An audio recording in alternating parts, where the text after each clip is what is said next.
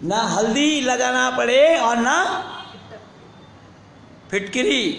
भाई राघव जी कह रहे हैं रंग चोखा बन जाए। राघव जी को भी दिखा देता हूँ, दुनिया देखेगी।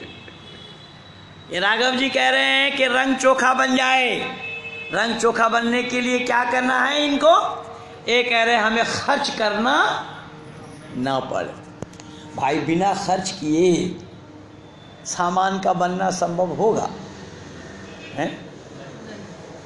तो जो आप बनाना चाहते हैं उसमें खर्च करना पड़ेगा ना। लेकिन दुनिया वालों ने कहा नहीं, मुफ्त में मिल जाए हमें। और विशेषकर इन मुफ्तखोरी में हिंदू ही विश्वास रखता है। शायद आप लोगों को बात अच्छी न लगे, लेकिन ये सच्चाई है। और हिंदू इस मुफ्तखोरी में विश्वास रखने के कारण अपने देव देवी को पूजने के बाद भी इनकी तृप्ति नहीं होती। यह उस मज़ार में भी जा पहुंचता है जहां इस हिंदू के पिता का कातिल क्यों ना सोया पड़ा हो। क्यों गया मज़ार में हो? वैसे आप लोगों के लिए मैं नहीं कह रहा हूँ, ज़्यादातर हिंदू घराने की महिलाएं पहुंचती हैं। आपके पड़ोस में ही तो बम्बई है, वहाँ देखिए हाजी अली में जाकर। हमारी दरगाह में बहुत जाते हैं। वो जाएंगे ही तो, दरगाह में ही तो जाएंगे। क्यों? आपकी दरगाह थोड़ी है वो।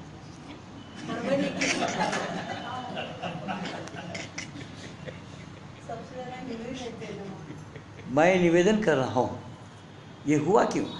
वो इसलिए हुआ कि जिसका भेद ना पाया उसको छोड़ दिया। चलो जिस किसका भेद पाना नहीं है तो वहाँ क्या जाए। सत्य से विमुख हुआ, सत्य से मुंह मोड़ा।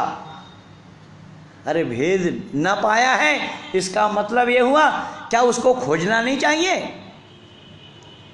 पर दुर्भाग्य है उसमें हम क्या करते हैं कि हम उसे देखना चाहते हैं, जबकि इन्होंने बहुत सारा उदाहरण दिया है समझने के लिए, समझाने के लिए। यहाँ तक कि वो परमात्मा का पाँव के बोलिए पाँव के निशान का भी उदाहरण दिया। वो केवल आप लोगों को समझने के लिए और समझाने के लिए बताया। परमात्मा निराकार है उसका स्पष्टीकरण दे चुके।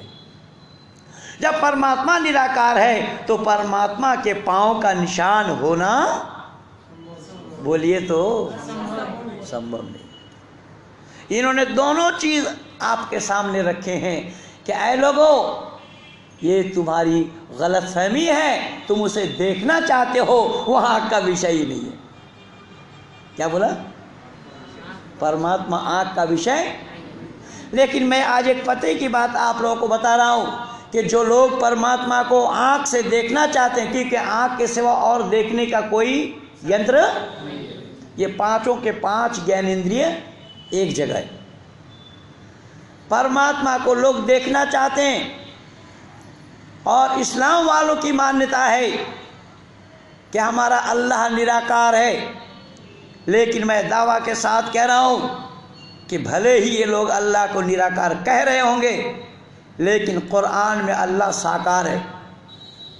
पहले मैं अपनी बात बता दूँ, परमात्मा निराकार है, परमात्मा देखने की वस्तु नहीं है, परमात्मा आँख का विषय नहीं है, इसलिए आँख से देखा जाना संभव।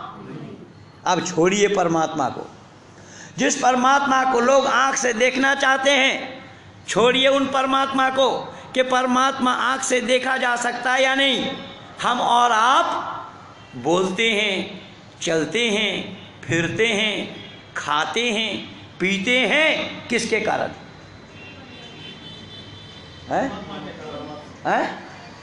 ने जो हमें आंतरिक शक्ति दी है, परमात्मा ही देता है, संदेश से देता है। उंगली ऊपर उठाए तो बिना परमात्मा के हम नहीं उठा सकते। हमारे पीछे हमारे शरीर की आत्मा के कारण। अभी देखिए, हमारे गुरुजी जो हैं ये हिंदी के अध्यापक हैं और आर्य समाज से जुड़े हुए हैं, पर इनका जवाब गलत आया। और बहन जी को मैं तैयार करने लगा हूं आज कई दिनों से। बहन जी ने बिल्कुल सटीक जवाब दिया कि हम खाते पीते चलते फिरते हैं, हमारे शरीर में आत्मा है, क्योंकि शरीर में आत्मा रहने का नाम जिंदा और निकल जाने का नाम मुर्दा, मैं बता चुका था। तो शरीर में आत्मा होने के कारण हमारा खाना पीना बोलना चलना फिरना संभव है। तो शरीर में आत्मा होने के कारण जब संभव है, आत्मा को किसी ने अपने आँख से देखा है? जिम्मेदारी के साथ बोलना। परमात्मा छोड़िए, परमात्मा तो दूसरी चीज़ है, अलग विषय है, बहुत दूर की बात है। जब हम खा रहे हैं, पी रहे हैं, बोल रहे हैं, चल रहे हैं, फिर रहे हैं, आदि आदि सब क्रियाएं हम कर रहे हैं मनुष्य कहलाने वाले, तो हमारे आत्मा होने के कारण ही तो सब हो रहा है। हमारे अंदर में जो आत्मा है तभी तो हम सब करते हैं। आत्मा के ना रहने से किया जाना संभव होगा? नहीं। तो क्या आत्मा को कभी किसी ने अपनी नज़र से देखा है? किसी ने कभी अपने आँख से आत्मा को देखा है? क्यों? कि आत्मा भी आँख का विषय नहीं है। तो जैसे हम अपनी आत्मा को ही नहीं देख पाए, जिस आत्मा के कारण हम जिंदा कहला रहे हैं, जिस आत्मा के कारण हम जिंदा कहला रहे हैं, जिस आत्मा के कारण हम मनुष्य कहला रहे हैं, जिस आत्मा के द्वारा हम मानवता को प्राप्त कर रहे हैं, जिस आत्मा के द्वारा हम अपना सारा कुछ जीवन का संचालन कर रहे हैं, उस आत्मा को ही किसी ने अपने आँख से नहीं देखा। तो जब आत्मा को ही हम आँख से नहीं देख पाए, तो परमात्मा को आँख से देखने की जो इच्छा रखते हैं वो सही है या गलत? क्यों?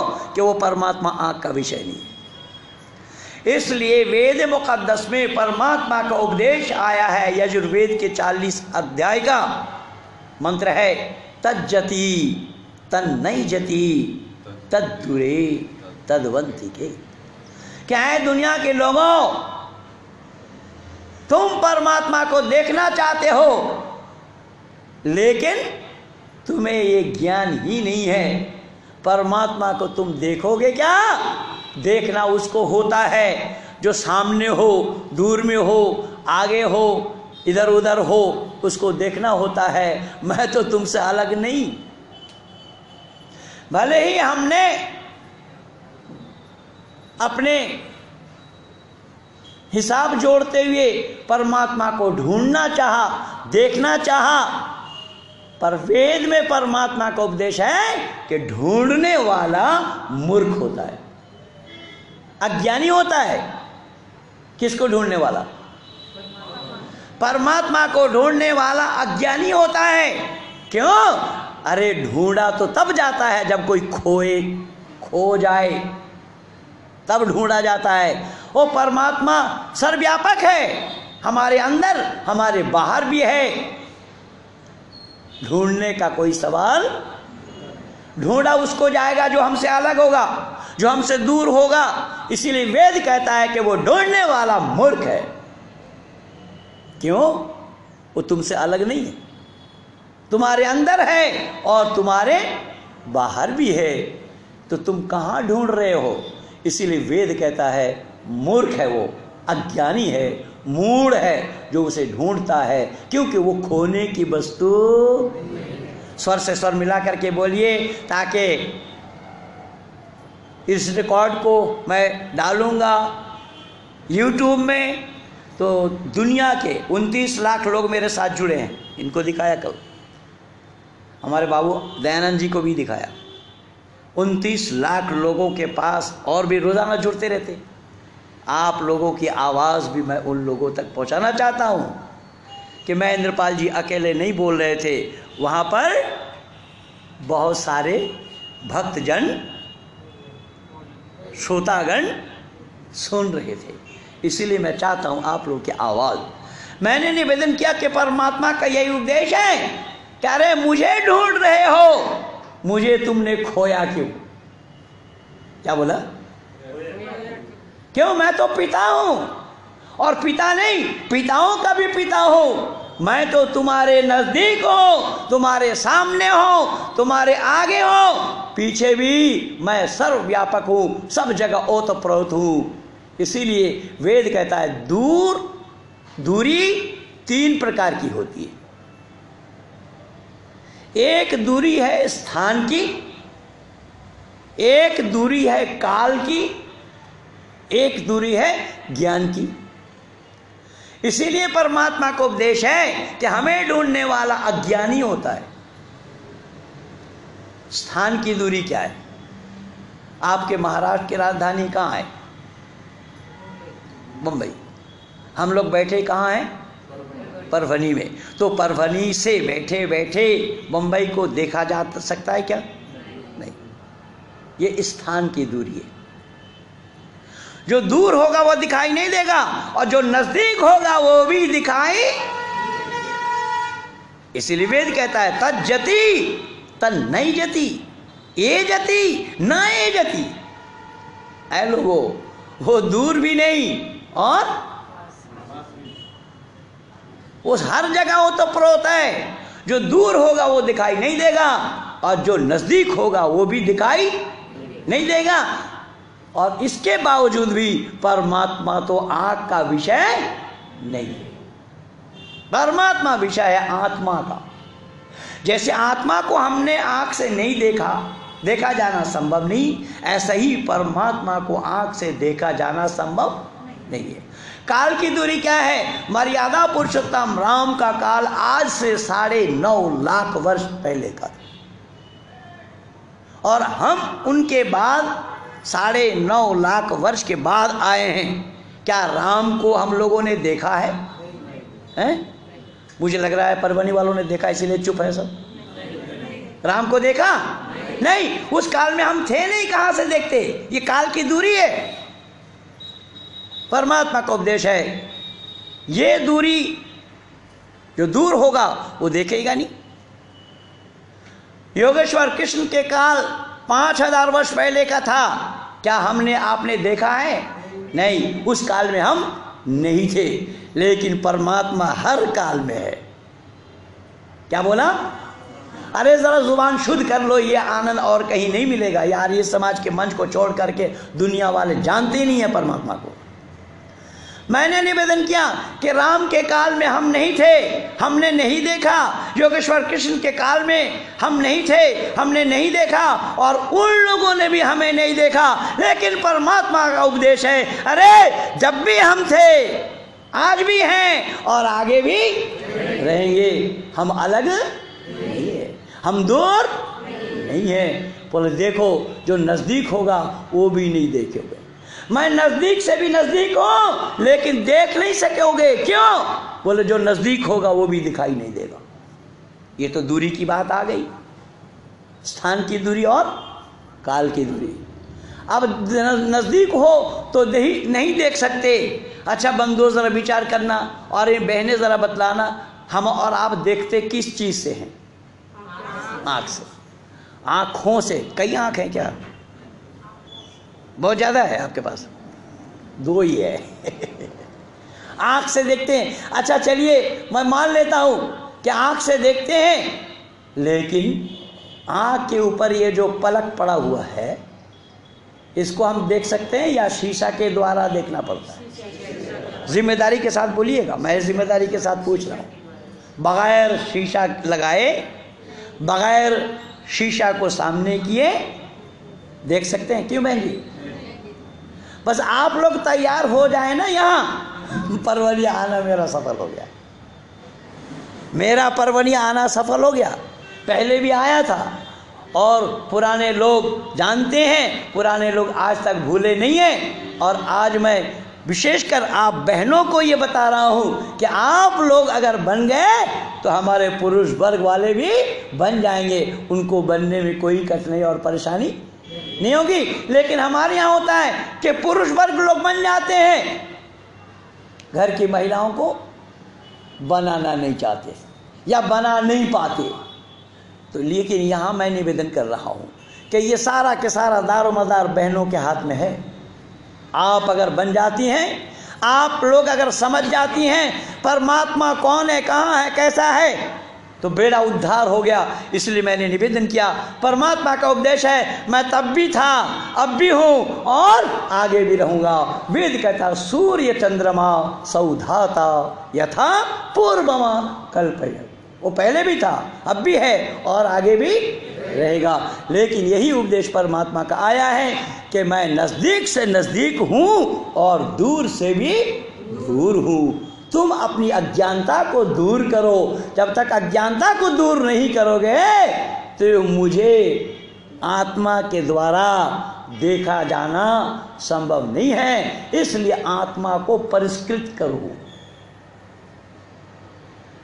आईना में धूल गर्दा पड़ा हुआ है तो उस आईना को बगैर पोछे बगैर साफ किए हम चेहरा देख सकते हैं? बोलिए तो।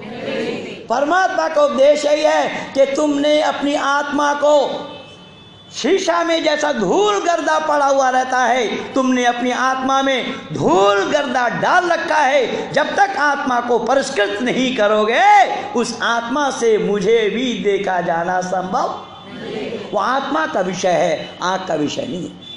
अब उस परमात्मा को पाने के लिए लोग यहाँ वहाँ जहाँ तहाँ न मालूम कहाँ कहाँ जैसा खाना बदोश। इस्लाम वाले कहते हैं खाना काबा तक चलो, हज करो, मक्का मदीना का परिक्रमा करो, तो क्या होगा? बोले पाप से मुक्ति मिल जाएगी। क्या होगा? और आप लोगों ने देखा और सुना होगा, जाकिर नाइक भी धड़ल्ले से यही प्रचार करता रहा कि इस्लाम कबूल कर लो, अल्लाह गुनाह माफ़ कर देंगे। उस जाकिर नाइक की दुकानदारी भारत से मैंने ही बंद कराई है, शायद आप लोगों को पता नहीं है। मैं निवेदन कर रहा हूँ कि पाप से मुक्ति पा जाओगे, अल्लाह गुनाह माफ़ कर देंगे। लेकिन इसमें जो सवाल मैंने जाकिर नाइक से किया है, क्या रे पाप से मुक्ति चाहेगा कौन? पूछ रहा हूँ आप लोगों से। हैं? पापी पाप से मुक्ति कौन चाहेगा? पापी पाप से मुक्ति चाहेगा।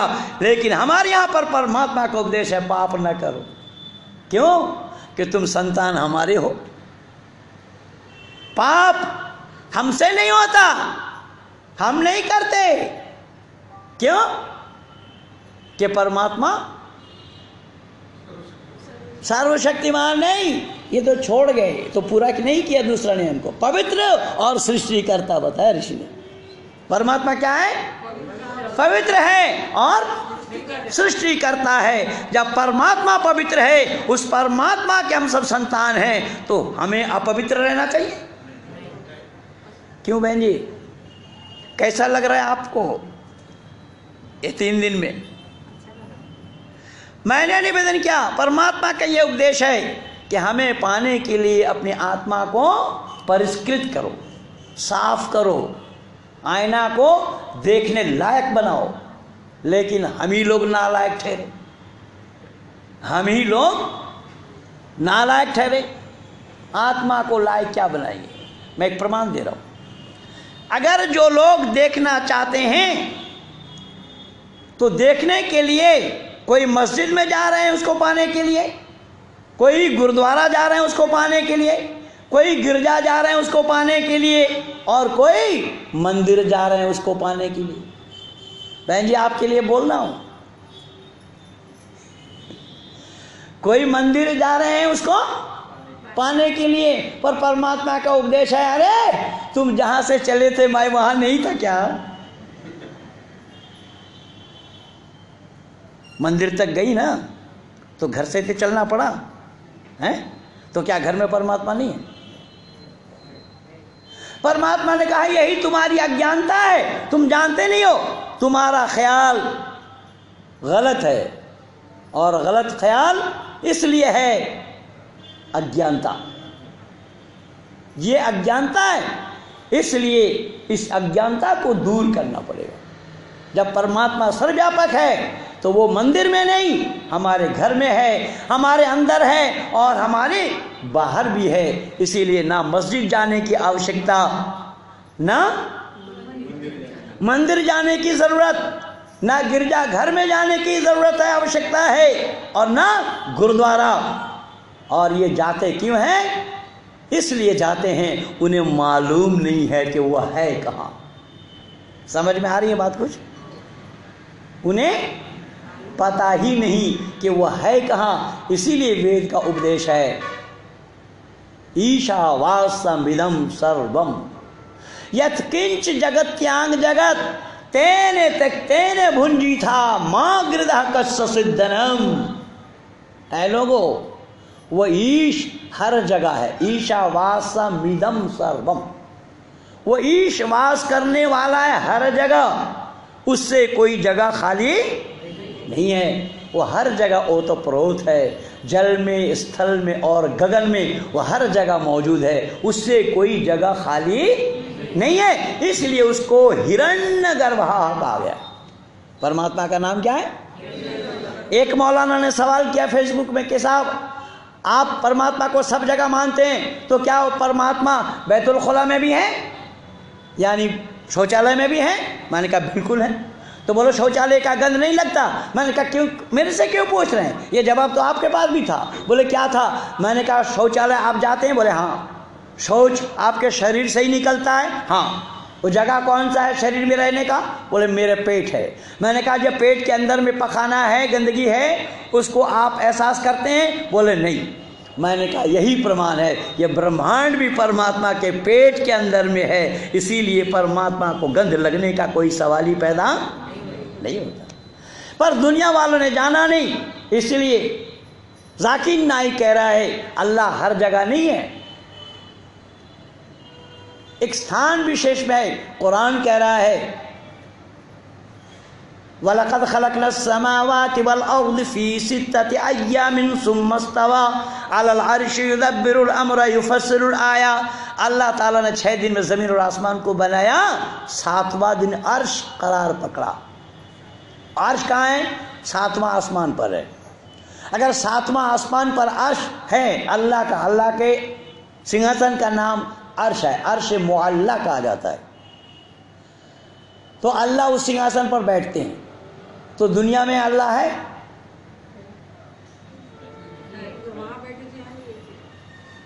और बैठने वाला तो शरीरधारी है, और शरीरधारी जो होगा वो एक देशी होगा, वो सर्वव्यापक होगा नहीं। तो कुरान में अल्लाह निराकार है, कुरान में अल्लाह साकार है, कुरान गवाह है। वयहमिलु अर्श रब्बिका फौकहुम यौमइज़िन समानिया।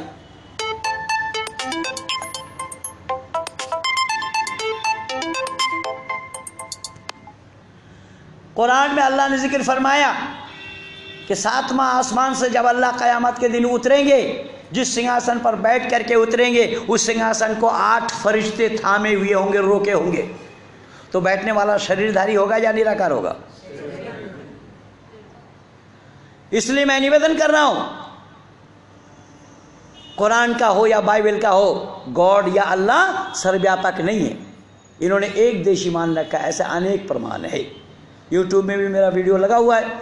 तो मैंने निवेदन किया, यहाँ पर परमात्मा का उपदेश है कि ऐ दुनिया के लोगों, तुमने सच्चाई को जाना नहीं, तुमने हमें जानने का प्रयास नहीं किया। और जो लोग परमात्मा को नज़र से देखना चाहते हैं ना, आज मैं हाथ में पकड़ा देता हूँ।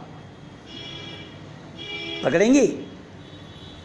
परमात्मा को पकड़ना चाहती हैं? माथे में हाथ मत मारिए, हर बार माथे में हाथ मारिए। हाँ, माथे में हाथ मत मारिए, केवल भगवान को मैं पकड़ाता हूं ना। मैं निवेदन कर रहा हूं कि जो लोग परमात्मा को जानते नहीं है, उन लोगों के साथ ये परेशानी है, जो जानते हैं उनके साथ परेशानी नहीं। इसीलिए परमात्मा का उपदेश आया है कि हमें ढूंढने वाला मूर्ख है। परमात्मा को मैं हाथ में पकड़वा देता हूं आप सभी लोगों को। जब भी हम कभी कोई गलत काम करते हैं तो भय, लज्जा और शंका उत्पन्न होती है नहीं? कौन कराता है? बस उसी का नाम परमात्मा है। समझ में आई बात? अब तो समझ गई होंगी। अब भी मारेंगी माथा में हाथ, पर अपने माथा में ही मारना, कभी हमारे भाई साहब के माथा में मारने लगे आप।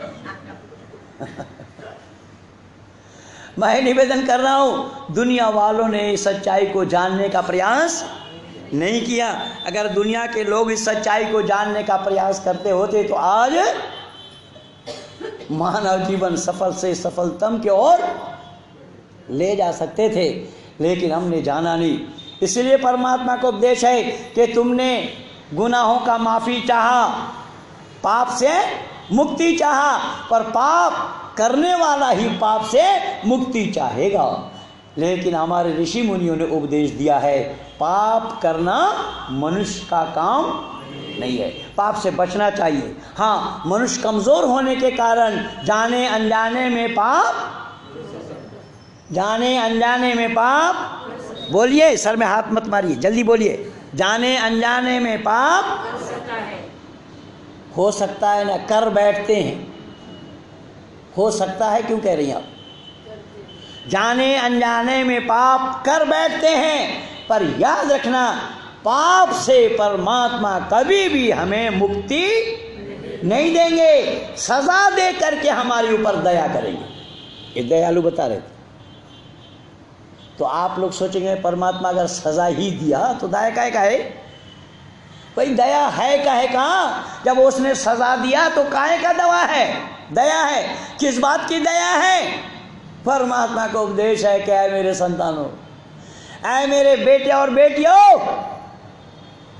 मैं अगर सजा न दूं तो दोबारा तुम पाप करोगे। मैं सजा इसलिए देता हूं, दोबारा पाप के नजदीक में जाने से मैं तुम्हें हटाता हूं, इसलिए मैं सजा देता हूं।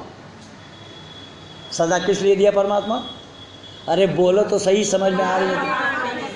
दोबारा आइंदा उस पाप को ना करें। अब उस पाप से हमें बचा कौन है? परमात्मा। तो जब उस पाप से हमें बचा रहे हैं परमात्मा, तो परमात्मा की दया हुई या नहीं हुई है? और सजा अगर ना दे और माफ कर दे, तो मैं निवेदन कर रहा हूं, क्षमा कर देने पर दूसरा एक पाप करने का अवसर मिल जाए। इसलिए सारे पापी लोग पाप से मुक्ति चाहते हैं, और हमारे यहां पर ऋषि मुनियों ने कहा कि पाप से बचना चाहिए। किससे बचना चाहिए? पाप से बचो, पापी से नहीं। क्या बोला? पाप से बचो, पापी से नहीं। पापी जो है उसको सदा भुगतना पड़ेगा, पर दुनिया वालों ने ये सारा अपने मनमानी ढंग से आसान तरीका बताया। कोई कह रहे हैं कि हज कर लो, पाप से मुक्ति पा जाओगे। कोई कह रहे हैं कि गंगा सागर में स्नान कर लो, पाप से मुक्ति पा जाओगे। गई हैं कभी गंगा सागर? गई हैं? मैं उस इलाके का रहने वाला हूँ।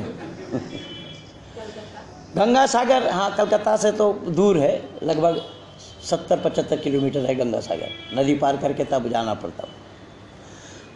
और आप गई हैं? किस लिए गई?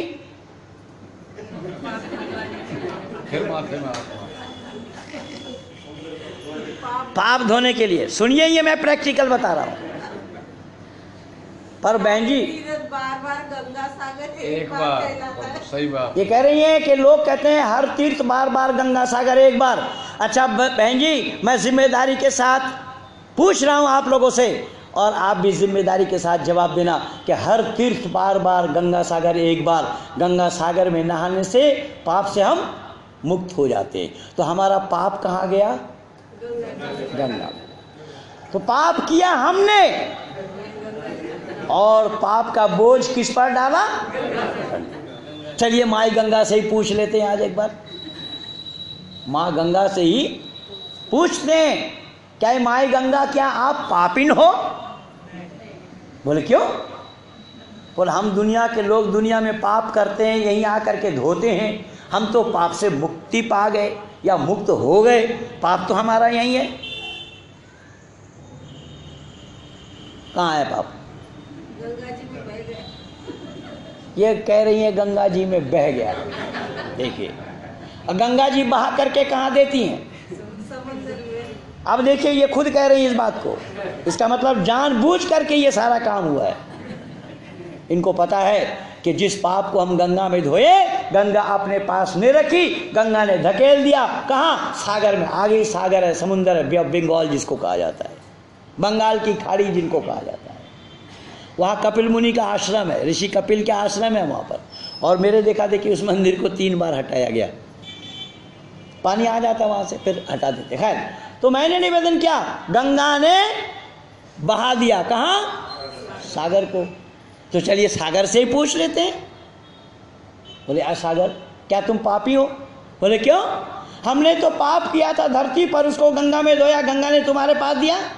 बोले अरे पाप तुम्हारा और बोझ मैं ढो। क्या किया? सागर से पानी, यानी सूरज में वो आकर्षण है, सूरज अपने पास पानी को खींच ले। तो पाप हमारा कहाँ गया? सूरज। सूरज से पूछते हैं क्या तुम पापी हो? क्यों? क्या हमने ऐसा ऐसा किया? अरे तुम लोग भोले हो, मैंने तो बादलों को दिया। क्या बोला? बादलों को दिया। चलिए फिर बादल से पूछ लीजिए एक बार, क्या तुम पापी हो? बोले क्यों? क्या हमने तो ऐसा ऐसा किया, पाप से हम तो मुक्ति पा गए, मुक्त हो गए, हमारा पाप तो यहाँ तक आया। बादल का जवाब होगा, रे जिस जमीन से तुम अनाज उगाते हो ना, जिस अनाज को खा करके तुम पाप करते हो, मैं बादलों के माध्यम से छेड़ दिया उसी जमीन। समझ में आई बात? पाप से मुक्ति पाया जाना संभव, और पाप से परमात्मा मुक्ति दे दे तो परमात्मा पर पक्षपात का दोष लगेगा। इसलिए मैं आप लोगों से निवेदन कर रहा हूं कि दुनिया वालों ने परमात्मा को जानने का प्रयास नहीं किया। अगर परमात्मा को जानते होते या जान गए होते तो आज मानव जीवन अपने आप सफल बना सकते थे, लेकिन मानवों ने अपने जीवन को भी सफल बनाने का प्रयास नहीं किया। क्यों?